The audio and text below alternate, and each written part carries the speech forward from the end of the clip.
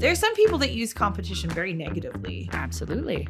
That's not the way that I see good leadership. In fact, I think bad leaders use competition for selfish reasons and for ego. Oh man, so speaking of ABBA, I was walking the pups and I heard my name, and it was my neighbor. She's very cool. And she was dressed so sparkly. And I'm like, where are you coming from? And she said, I'm coming from an Albuquerque show. And I said, say more words. And I'm like, please explain. And she says, Albuquerque has an ABBA cover band called Albuquerque. And I was like, what? I'm sorry, what? And I got very excited about this. And so she starts telling me about it. And I am stoked to a weird degree. So much so that apparently she thought I was making fun of her. And so this past week, she was like, hey, Jace, I was going to put a note on your door. I'm not sure how you, and I was like, August 11th, Albuquerque at Launchpad. Oh, baby, I'm going to be there. And she's like, are you really? And I said, yes, I'm very excited. I started following them right away. And she goes, I thought you had been making fun of me. Oh, no. And I was like, no, ma'am. Absolutely not. I'm super excited. I've had it on my calendar for weeks. I've been gearing up. Is it a nighttime show? It is a nighttime show. Shit. Yeah. I have the kid.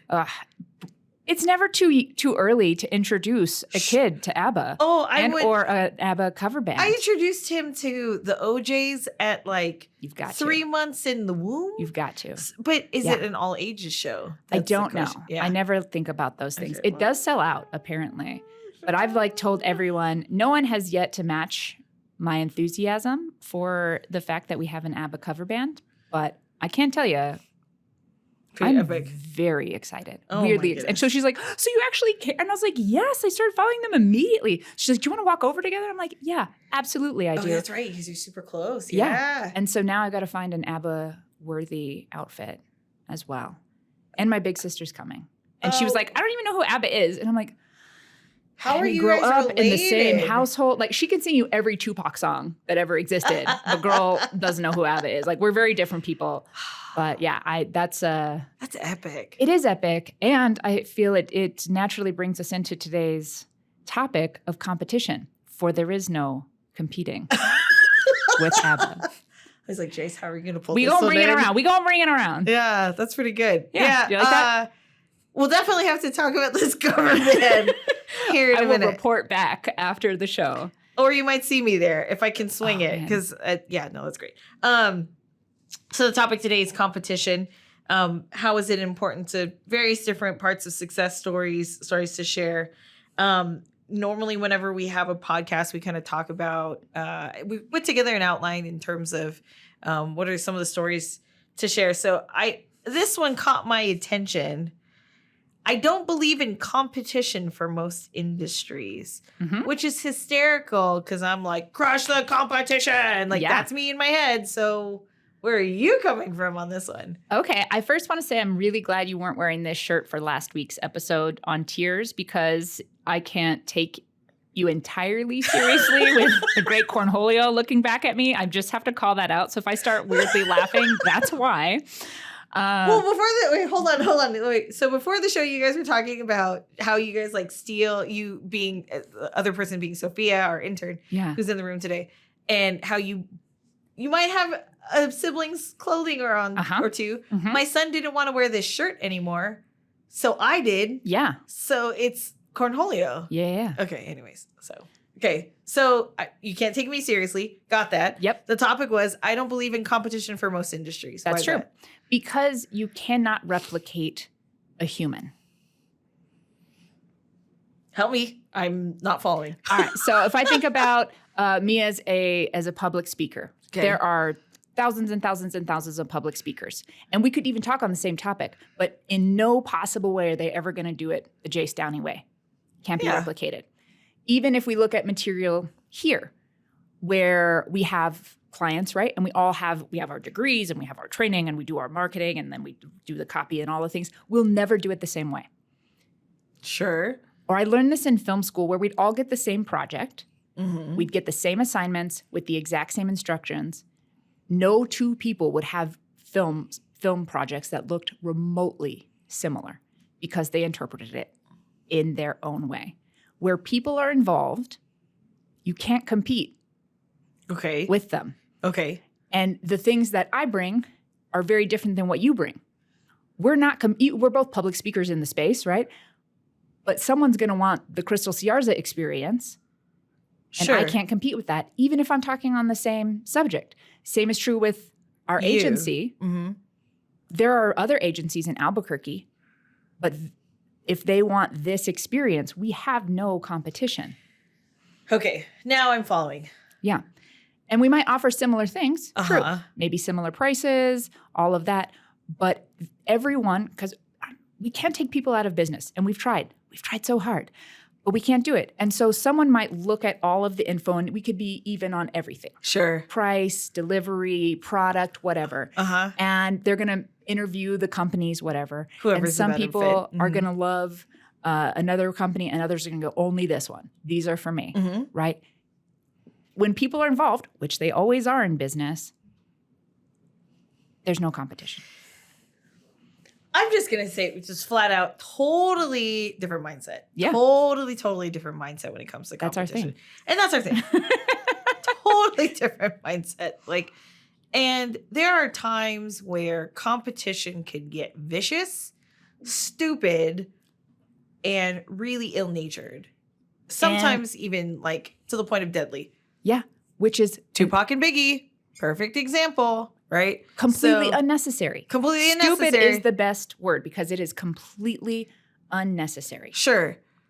But think about this for a minute, right? I'm not going to try to convince you. I'm not going to try to hit me with it. Let's do it. Convince me. So could Batman be Batman without Joker? Could an agency like ours float by, or would we be driving by the competition, right? And I'll tell you this. Okay, so strategic planning happened November. It happens every November. It's where I sit down and I talk about what is the trajectory of the organization and where do I want the organization to go. I had a moment where I said, you know what? We are going to be the top agency in the Southwest. I very much respect Joni Griffin, Tom Garrity, Della Esparza, all the competitors in the market. I know some of them or their staff even listens to this. And I said, I'm going to make it a very healthy competition just for myself to say that we are going to be the number one agency in the Southwest. Because that to me, competition to me, and in that particular scenario, we have to get to the top as a metric of a measurement of success. Not quite the outcome per se, but the output. And that's a very classic APR, that's a classic PR measurement, right? How do you measure success? Or how do you measure changes in outcomes, et cetera? So, example, we've been able as an agency to move up in the list. Finally, we hit number 2. From 10 to 2 in a year. 10 to 2 in a year. Not bad. It's the fact of beating the competition that gives me motivation, among other reasons of other motivators, to make sure that we stay on track to finally get to the top. And my question would be, the top of what? We do top the charts in some areas. So sure. The top of what, and who's deciding, and what factors are being included in that? Great question. Okay, so I consider competition a strategy. And that, if there was one takeaway from this entire conversation, competition to me is a strategy.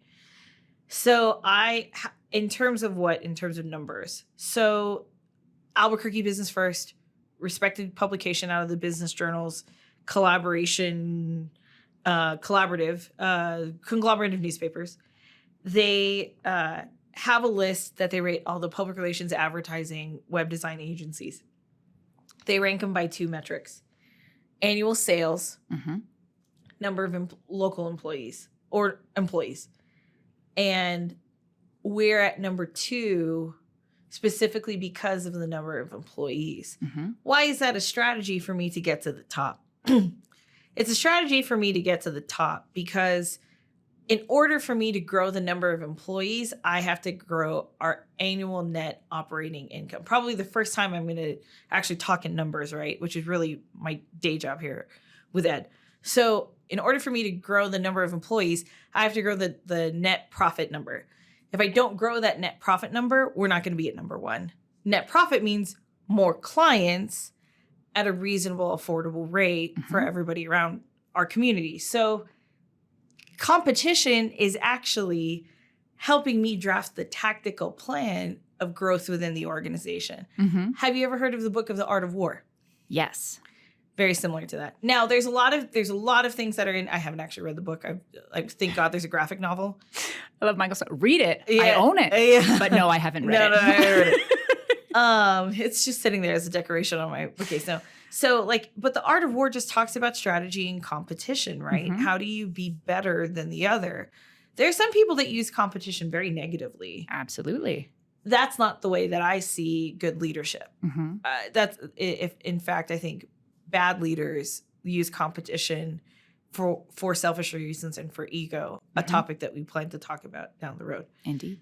I think using competition as a way, as a motivator, as well as a strategy, no harm, no foul in that. All right. Yeah. I'll get on board with that. Yeah. I think in the market, though, I stand by what I say. If there's one slot on one list, because we're going to hit the top on others, right? And we do. Being a family-friendly workplace, there are things that we do better than other people do. Yeah. Which is super cool, right? So I hear you. I'm like, okay, there's this one thing, this one metric, and only one person can get the metric, and we want to be that. That gets it. Yeah. Okay. I also look at, indirect competitors. So classic MBA, right? You have classic MBA. You have far more acronyms in your world than I do in mine. I know, right? I'm just going to make some up. Yeah. CFPs. Wait, that's a certified financial planner. Never mind.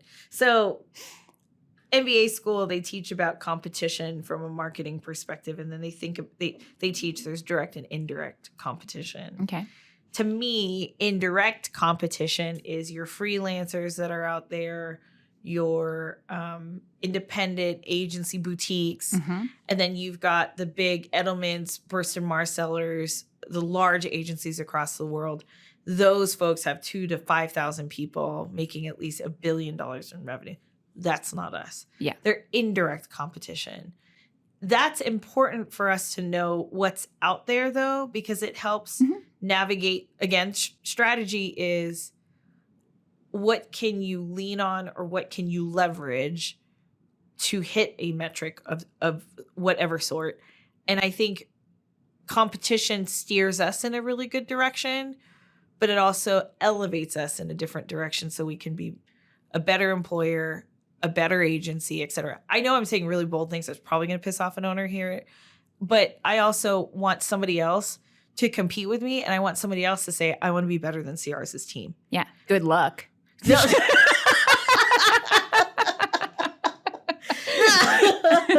Fighting words. I mean that though. Like, think of it this way. I dig it. Yeah. How do you be better if you don't know what that metric of love of better is? Right. Yeah. I'm having feelings around that word. And this is why we're a team, right? Yeah. Where I look at things from a different space where I don't want to be better. I want to look at what do we offer that no one else can.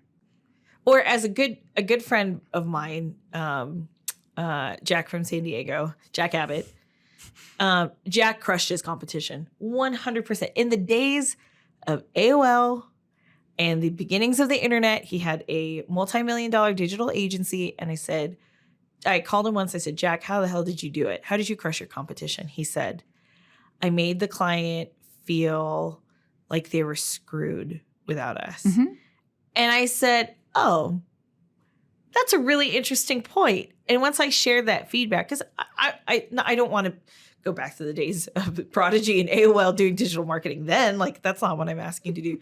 I think it's just kind of funny or kind of interesting that Jack said what he said back then and how that actually ripples for the community moving forward. So, and I think we've really shifted into a time where success is only going to come through collaboration.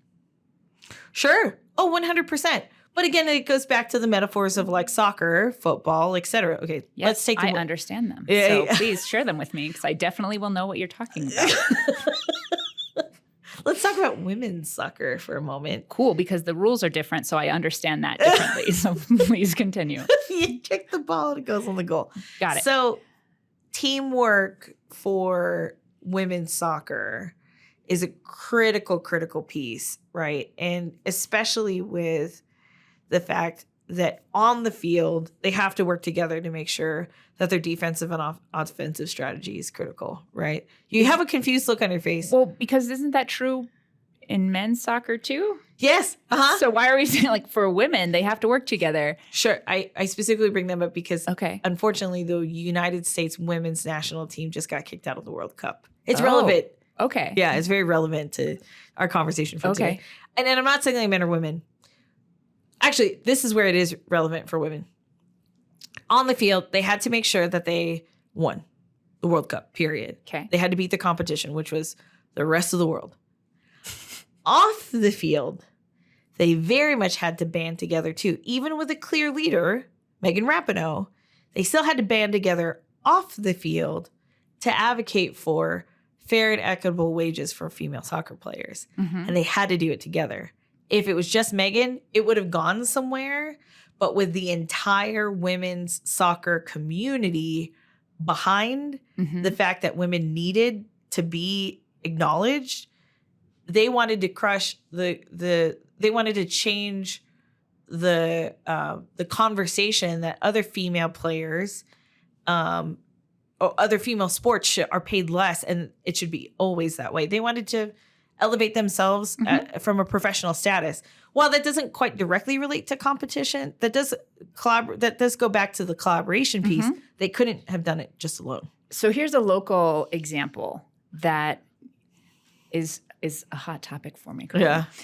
So I'm big in the dance world. Yeah. Dancing. If I'm not here, I'm probably dancing.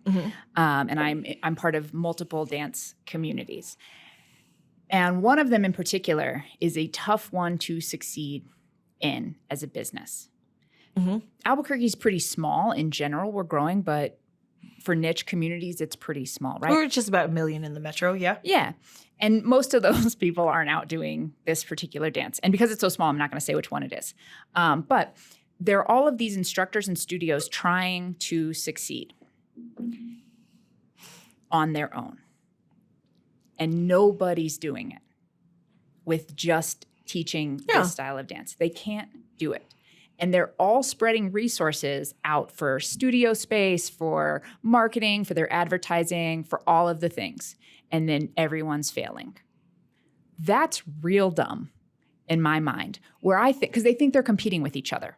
And the truth is, they're not. Because one person is going to resonate with this teacher while another's going to like this one, or this one just goes to that studio because it's near their house, or this one has chosen it because it fits their schedule. Yeah. There's no competition going on here. They could all actually succeed relatively easily if instead of working against one another, they created a collaborative and then all pooled resources for their marketing, for their promotion, for their insurance, all of the things. Yeah.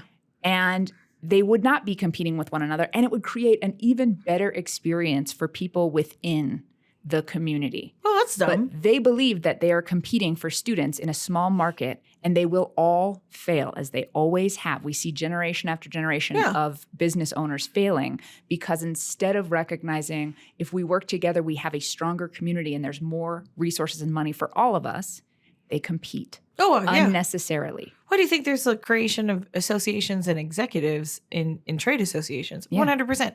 Brewers Guild, perfect example. The New Mexico Brewers Guild started when the beer manufacturers and brewers, specifically, the brewers started to populate, right? You had Marble, you had fucking Tractor, Boxing Bear, all of those folks. While Marble started to, in terms of asset sales and number of kegs produced, because that's, I think, their measurement, right? For the sake of volume, right? Measurement of volume, not measurement of party, right?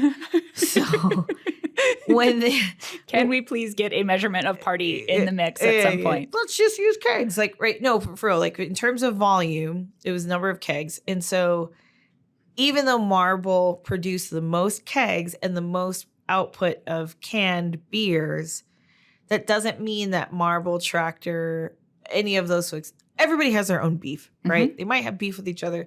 They might have stolen this person's brewer, whatever that might be, headmaster, whatever that might be, employees, etc., talking crap. But the Brewers Guild brought everybody back together again. They don't always agree, but they know that they have to uplift the industry as a whole and advocate together, which is how changes in policy started to happen, which then in turn, when it came to advocating for alcohol in general in New Mexico, especially with the DWI issues that we have here. Yeah, not good. They all started to live together. Look where the industry is at. Yeah, booming. Boom. Collaboration, not competition, is the name of the game for success these days. That's the thing, though. That's where we kind of differ. They had to be active competitors against each other. But they knew it's like Batman can't exist without Joker. Joker can't exist without Batman. They all still had to have their friendly rivalries in order to push each other to be better in terms of competition, in terms of experience, in terms of customer service, etc. Because if they didn't watch what everybody else was doing, and I remember this one particular business owner, he thought he's been a phenomenal brewer and entrepreneur. Won't name him particularly, but when I see what he does, everybody envies him because he's really good to his employees, but he's also very good at understanding the finance and savvy parts. Other folks look up to him or see him as friendly competition to be better. Like, I want to be better at my job. I want to be better as an owner. And so looking at your competition really does help uplift you and push you to be better successful. Okay. As a reflection of where you currently are? Oh, yeah. I think so. Yeah. You take a good outward reflection to the inside. Oh, yeah. Like, it's never... So we'll think about, too, where they don't go well. Like, New Mexico's cannabis community is just eating each other alive right now. Yeah, which... Where do we start? Was unnecessary. Because of the exact same metaphor that you're using of the dance community, right? And this could be true for a lot of industries if we let go of the idea of competition and we reframed it. How about that? It definitely needs a restructure or reframe. Using it as a tool, but leaving it there. So where I found that successful business owners become successful is that they adapt very well, especially athletes. Athletes become really, really good business owners. I'm not discouraging them to not be, right? Or I'm not saying, athletes are like the secret sauce, but think of it this way. They've learned how to train their mind to overcome barriers, right? Overcome when their body says, I don't want to do this anymore. Mentally, they say, I don't want to do this anymore. They have to reframe their thoughts and reframe their mind. So mentally, they're strong. Physically, they're strong too, depending on what sport that they're in. And I learned that from there, they take that acumen and say, I want to be better than my competitor. And that's how I want to win. I want to accomplish. I want to get on top. I want to be on top. I want to be number one. I want to win something. The even better athletes aim for it and say, you know what? I've reached as far as I can. This is fantastic. And I think this is really great. But I know I have limitations that are preventing me from me to go forward. And they start stepping aside. That's good leadership too.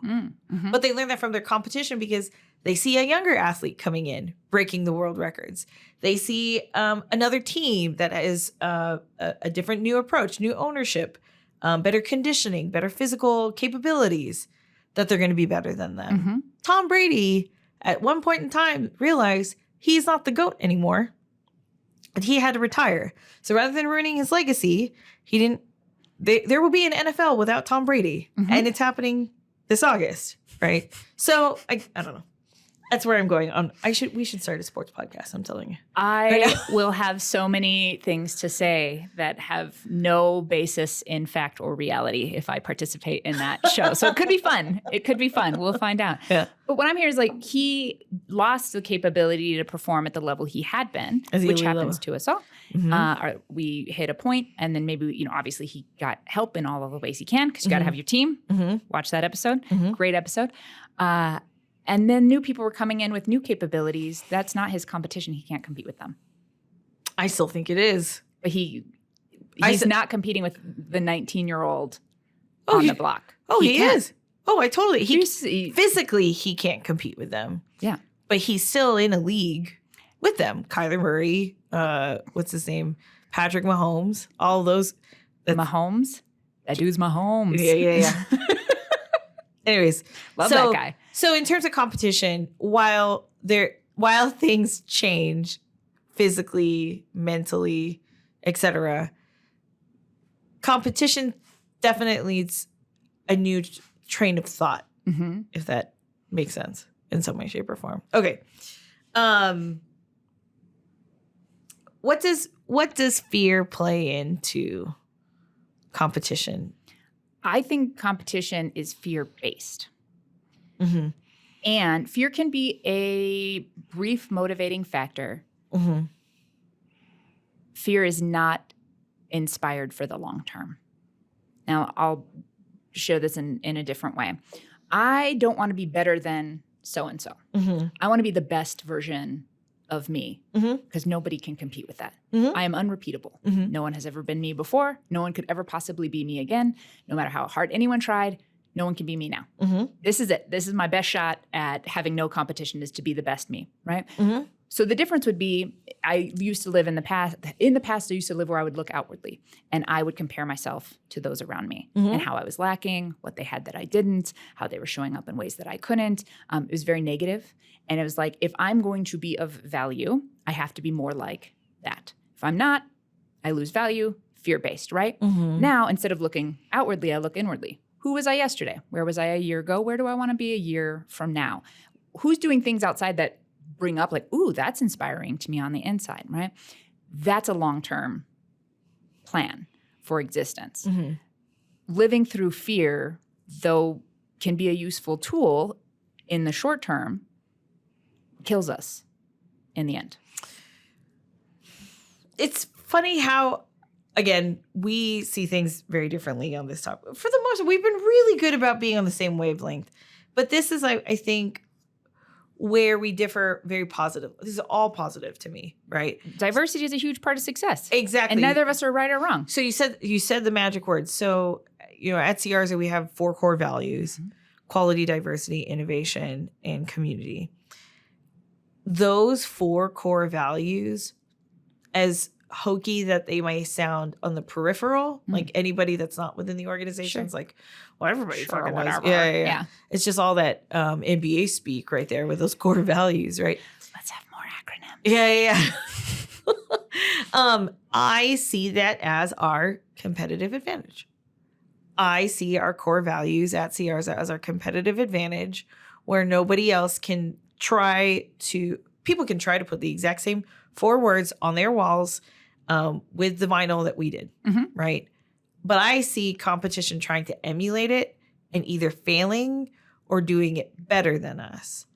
That fear, to me, keeps me on my toes, but that fear is not like, I'm going to die tomorrow fear. Sure, there's different degrees of fear.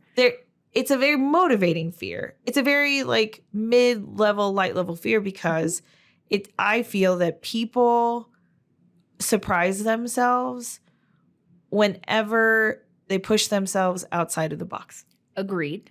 And we're actually saying the same thing. In different ways. Our viewers have noticed this before we have. They're like, they're just literally saying the same thing with different words.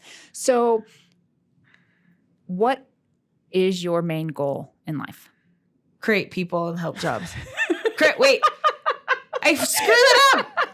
My dad was like, you have created. I created. You created a person. He's 15. Yeah, he's here. He's a person. Create jobs and help people. I literally create jobs and help people. I literally had to think that up and say, Kristelle, don't fuck it up again. And I just Create jobs, help people. That's one of my main 2 goals in life. Yeah. That is your inspiration. Yeah. Yeah, but You're not be better than everyone around me. No. So that's what I'm saying.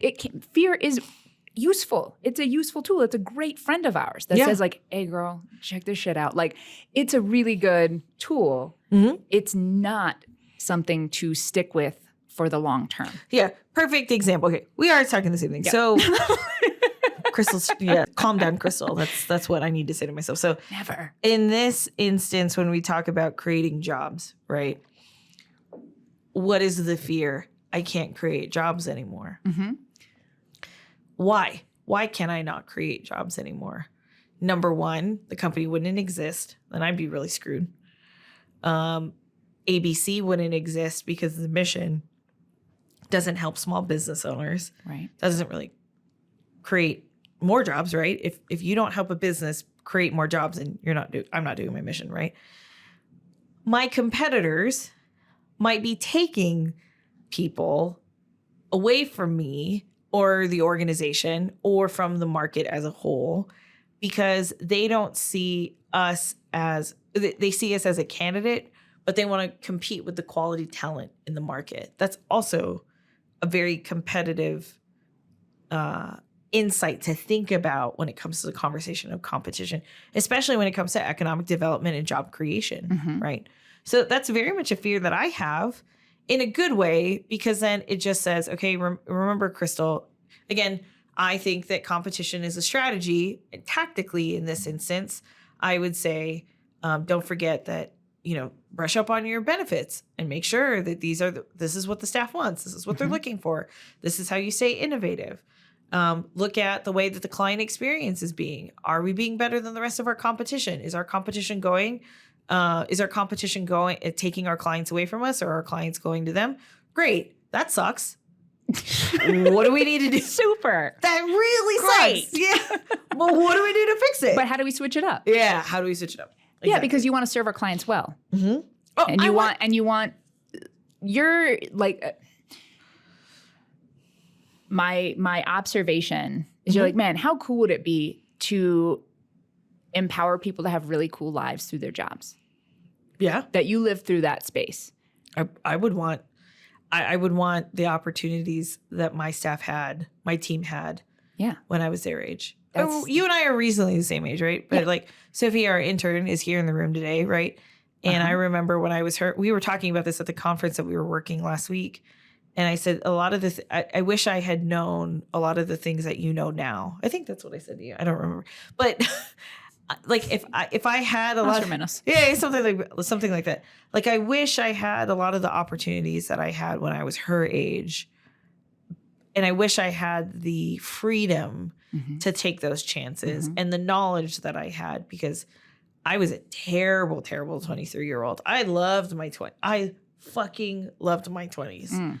But the things that I learned then, I wish I knew now, or I never made the same mistakes that I made in my 20s professionally, because then I would be a better team member. I disagree.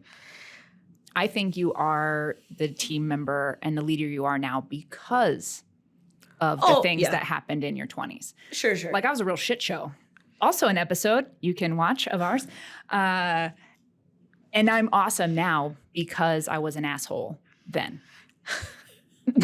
Sorry. And deepest apologies for everyone who had to experience me then, most of which I have indeed talked to in person and made amends with, but I wouldn't be here now without that. No, I'm laughing because we were making references to Marvel, and Rocket from Guardians of the Galaxy said, Star-Lord said to Rocket, "Are you some kind of professional asshole or something?" Yeah. And once I heard that, I said, I never felt so seen. Which is funny because I was just telling someone the other day about your whole like wake up in the morning and be like, just don't be an asshole today. I don't. That's a really good model, man. See, and that's fear. That's a fear-based thing. Or like here, okay, we were sharing a bit earlier that I'm newly dating someone who I'm digging a lot. No. Settle down. We're not going that deep in it. But here's an example of the difference, because I've had two thoughts that have gone through my head. One is, Jace, don't fuck it up. because it's going well and I want to see where it goes. And he's super cool. So I'm like, Jace, don't fuck it up. The difference is then I had a different thought. How cool would it be if this actually turned out to be like my thing and then I had this really fun, awesome life? I'm going to show up very differently in those mentalities in this scenario. Yeah. The Jace, don't fuck it up. Now I'm watching what I'm saying. Now I'm self-conscious. Now I'm being like extra cautious of all the things going on. That's not my best and brightest. Oh yeah, I feel that way. That's not who I want someone to fall in love with, right? Instead of like, how cool would it be if this turned into something and I had this fucking awesome life that came out of it? Now I'm showing up with enthusiasm, with curiosity, with my bold and wonderful self. Mm-hmm. Very different motivators.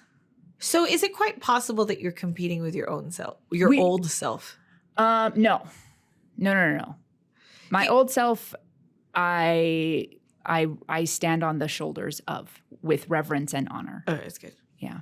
That's a very like honorable thing. I've had to spend a lot of time coming to terms with my old self. Yes, ma'am. No, my old self and I are we tight. Okay. Yeah. No, that makes sense. So in terms of competition though, and congratulations on this. Well, we'll see. Yeah. But thank you. So when we talk about, what does competition look like and what does it mean in terms of stories of success? To kind of change gears about how I love the social sports community here in New Mexico. We just finished our season at kickball recently. Club Waka is what it's called. And we're in the Albuquerque circuit. And a bunch of adults are playing a childhood sport. Mm-hmm. And I fucking love kickball. It's fun. It's absolutely fun. And while we were talking, it's funny during the episode of Fun that we filmed a couple weeks ago. I said to you, at what point is this not fun anymore? Mm-hmm. Being captain wasn't fun anymore for me. And I told the team, unfortunately, scheduling conflicts with my wedding coming up, just can't make it happen. Yeah. But at the same time, I also said the competition is I literally wrote this to the team. I said, it's very obvious that this team is looking for a team where it's more the fun and competitive balance is no longer balanced. And you need a new captain that can leverage that competitive nature and that competitive nature more so than the fun nature. Mm-hmm. I'm not the right captain for it anymore. Mm-hmm. This is all for social sports? Yes. For a kickball team? Life. It doesn't matter if it's kickball or finance or what, it's all part of it. And it's all equally important. And so that's what I think, if we're not to talk necessarily about competition, but a competitive nature and in leadership, at some point in a competitive field, whether it be for sports, fun, business, there's a moment that you have to tell yourself, I'm not going to advance this organization, this collaborative group. I'm not going to advance them to go forward because I'm not the right fit for this leadership position that I'm in. Now, granted, ask me, what do I really want to do when I play kickball? Drink beers, kick a ball, and hang out with people. That was exactly how I played kickball myself. I was going to describe it the same way. That's all I want to fucking do, right? I want to have a beer and be outside and hang out with fun people. And where the competition also gets really fun, too, is that the competition ends up being your friends and your family. They've seen your relationship mature over the last 8 years. They've seen you've shared tears with them. You've shared excitement with them. You've shared grief with them. You've shared highs and lows. And I think that's what I love about kickball so much, especially with the Club Waka community here. While there's a couple cast of characters that I think, I don't think you realize how you're not nice. I was like, sometimes sound effects are sufficient for full understanding. You're like, yep. But there are some people that I say to myself, this Club Waka, organization is around in 20 different cities. Mm-hmm. We have one of the best leagues in the country with Jersey, our leader, being there as our new CC, or with other folks that have been there in the past. But I think the new direction that we're taking as a league is really going to be successful for all of us in social sports because we get back to the root of we're all having a good time and playing a really competitive sport, which is really a childhood game. That grounding element is back. And kickball actually taught me a lot about the company.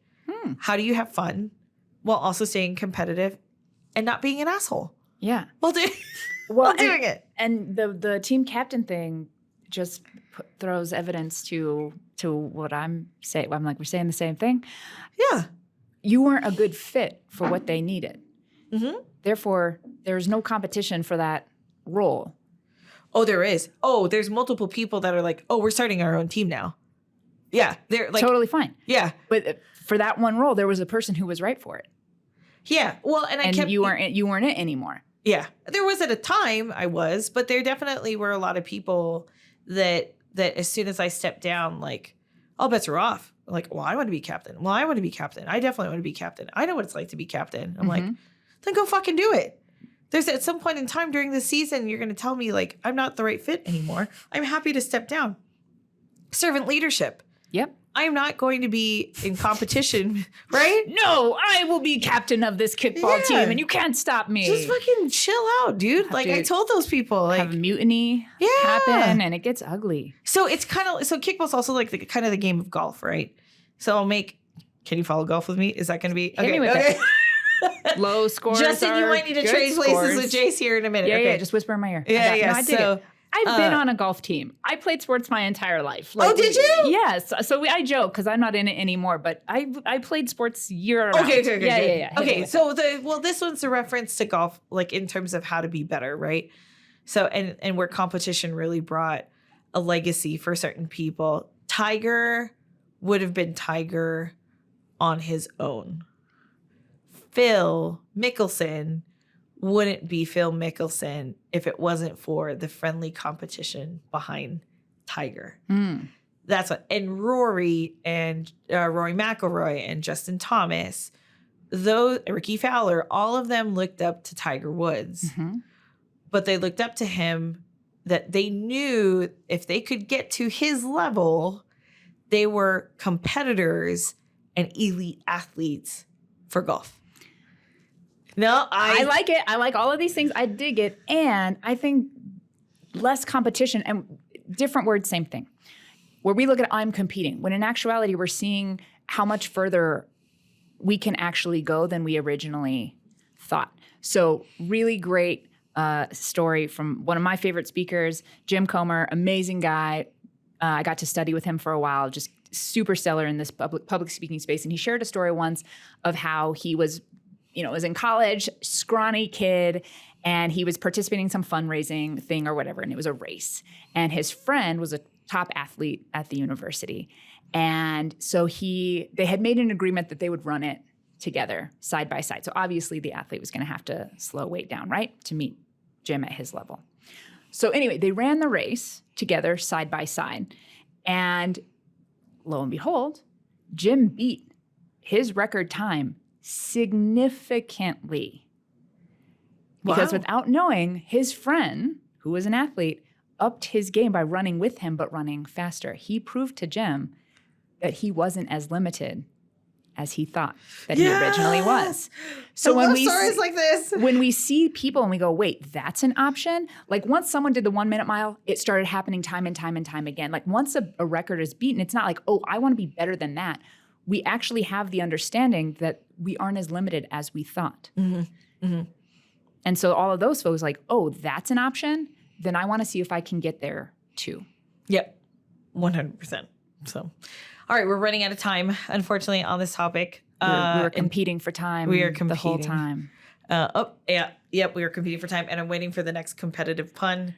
I haven't had nearly enough of them. We need to come up with a pun competition. There is a pun competition. There are many of them. The World Championship of Punning happens in Austin, Texas. This is a real thing. And you laugh until you watch these people. Like, I'm okay with puns. I like to mess. I like to dabble. No. I'm a pun dabbler. No, homie. You're pretty good at puns. No. Until I thought so too. I was like, oh, I'm a punster. Until you see the World Championship of Punning. These people are so intelligent. I don't have that level of intelligence. That's fine. I have other things. But they do prepared puns on a topic, and then they do pun slingers where they just go back and forth. Like they get given a topic, and then they just go back and forth until someone can't. And the things that they come up with are astonishing. So yes, There there is a is. pun competition. There's a competition for all things. Wow. I was going to join it, not because I thought I would win, but because it was terrifying. And to you me. could be a better punster. Well, it was more because it was scary. So like anytime I can get up in front of people and that's scary, like that allows me to be a better version of me, right? It pushes my limitations. Yeah. So I was like, fuck it. I'm going to do it next year. I'm going to do the competition and I'll do it poorly, but I'm going to do it because that's a challenge for me. Yeah. COVID. Boo! Yeah, no pun, no world champion. I'm sure they're back at it now, but Well, we'll sponsor you. go to Austin and try my hat. I did have to tell this new person I was dating. I'm like, I should have confessed this in the beginning, but I am a compulsive punter. Yeah, I can't stop myself. And he's like, no, I've noticed and I'm not complaining. And I'm like, okay, I just think it's important that you know I cannot stop myself from doing it. I'll even say, I'll be like, Jace, that's a dumb one. And I'm like, doesn't matter. It's coming out of my mouth already. So Does he know about your competitive scavenger skills? he's going to find out. I did let him know. Okay. Like escape rooms, puzzles, riddles, scavenger hunts. I want to do a murder mystery party for my birthday. Like all of that type of stuff. That is like competitive in nature. I love it. Okay. Girl, Anyways, you don't even know. our time is now up. Thank you so much for listening, for being here, for listening to the podcast, Story, Success, and stuff. Follow us on social media. Give us a like, subscribe, thumbs up, high five, poop emoji. Send us whatever you'd like. And most importantly, thank you for being a part of our story and being part of our success. So thanks again.